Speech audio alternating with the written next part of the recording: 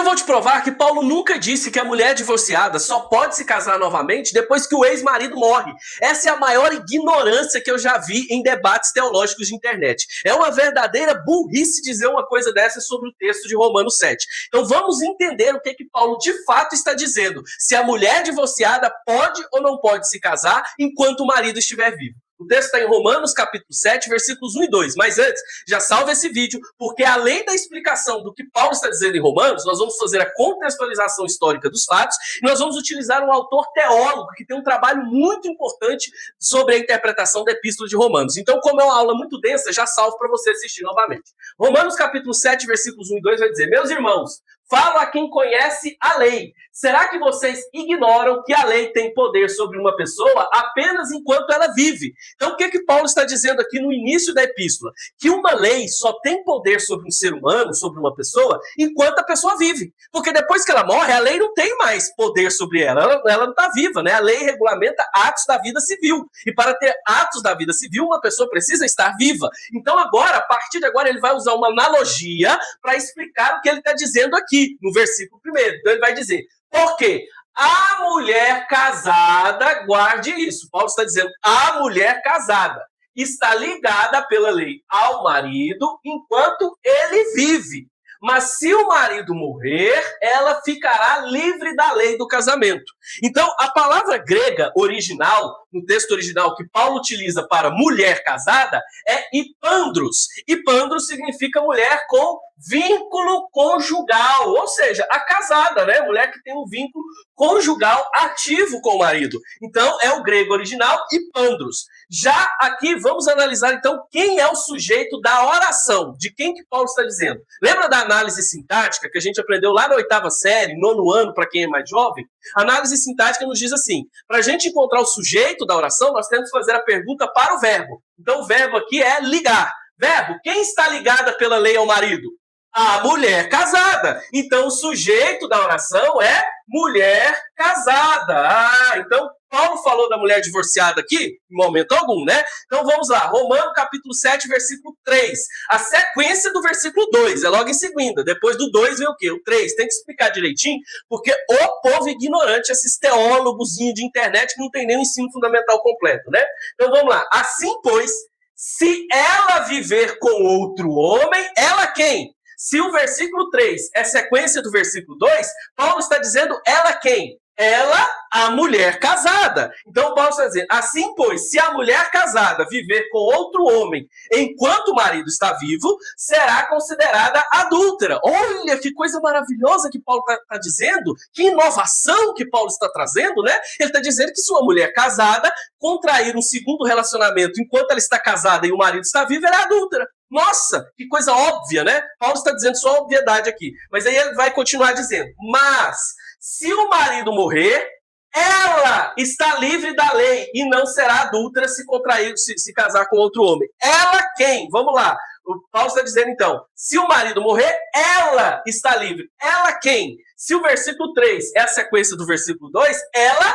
a mulher casada. Então, Paulo novamente está dizendo sobre uma mulher casada. Em momento algum, Paulo utiliza uma mulher divorciada dentro desse contexto. Aonde está? Me mostra. Onde está no texto Paulo dizendo que a mulher divorciada não pode se casar com outro enquanto o ex-marido está vivo? Ele está o tempo todo dizendo da mulher casada. Até porque o termo grego original que ele utiliza é hipandros. Se fosse a mulher divorciada, seria apoluo menos. E Paulo, em momento nenhum, no texto grego original, ele utiliza apoluo menos. Ele sempre utiliza hipandros, que é a mulher casada, a mulher com vínculo conjugal.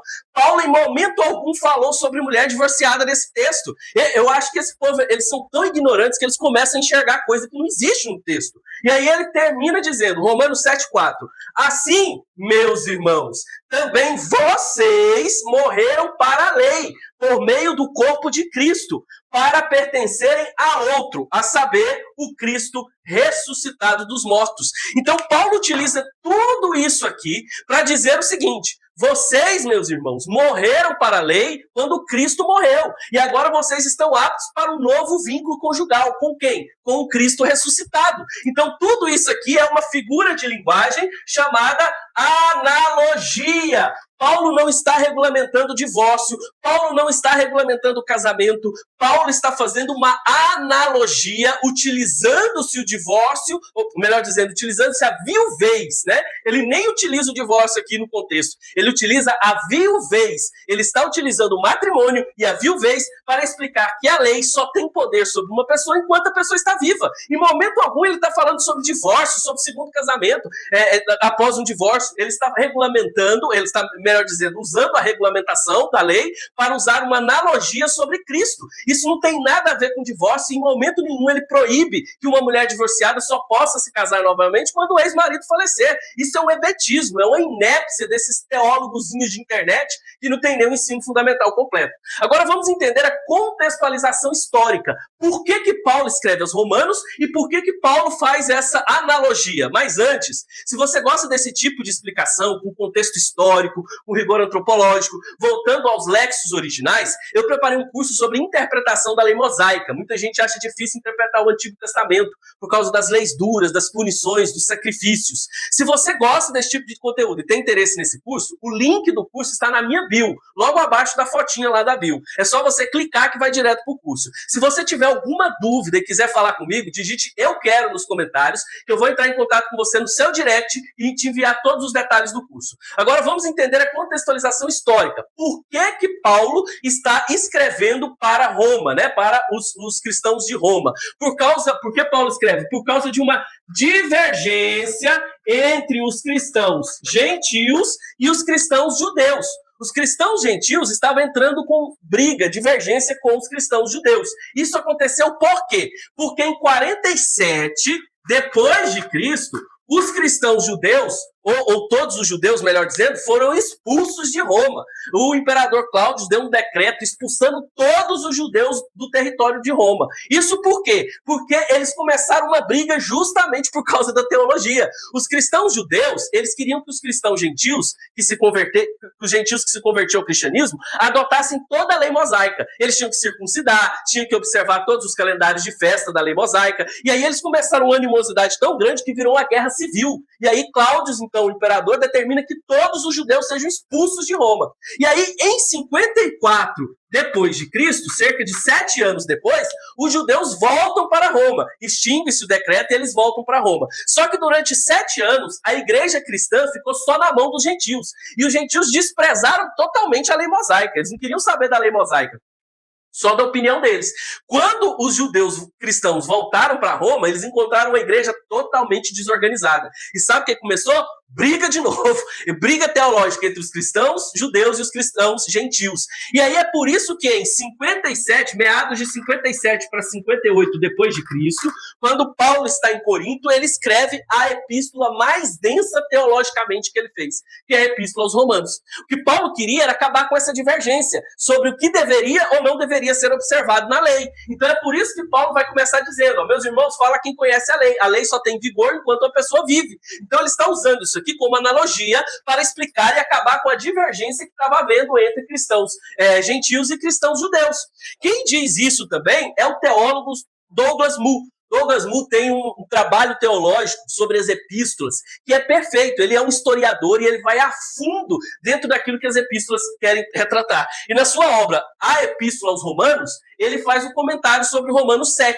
E olha o que esse teólogo, um dos mais importantes da academia teológica, vai dizer sobre esse texto. Paulo escolhe a analogia geral do casamento porque ela exemplifica perfeitamente a sua premissa do versículo 1. Então ele já começa dizendo, isso é uma analogia. Dentro da teologia acadêmica interconfessional, é consenso que Paulo está usando analogia, ele não está regulamentando o divórcio, ele não está regulamentando o casamento, ele só está usando uma analogia. Parem de acreditar nesses líderes religiosos que não têm nenhum ensino fundamental completo. Eu sou professor teológico acadêmico há 5 anos, sou mestrado na lei mosaica, estou doutorando em ética bíblica, e eu peno para entender. Imagina esses pobres coitados que não sabem de nada, né? Não tem conhecimento nenhum. Vamos continuar. Forçar este texto para legislar sobre o divórcio é um erro exegético anacrônico. O autor está dizendo, forçar esse texto para dizer que Paulo está regulamentando o divórcio é um erro exegético anacrônico. Nós, da Academia Teológica, já sabemos disso, não existe isso. Só esses bobinhos aí de internet que ficam discutindo essas coisas sem sentido. A mulher da ilustração não é uma mulher divorciada, é uma mulher casada cujo marido falece.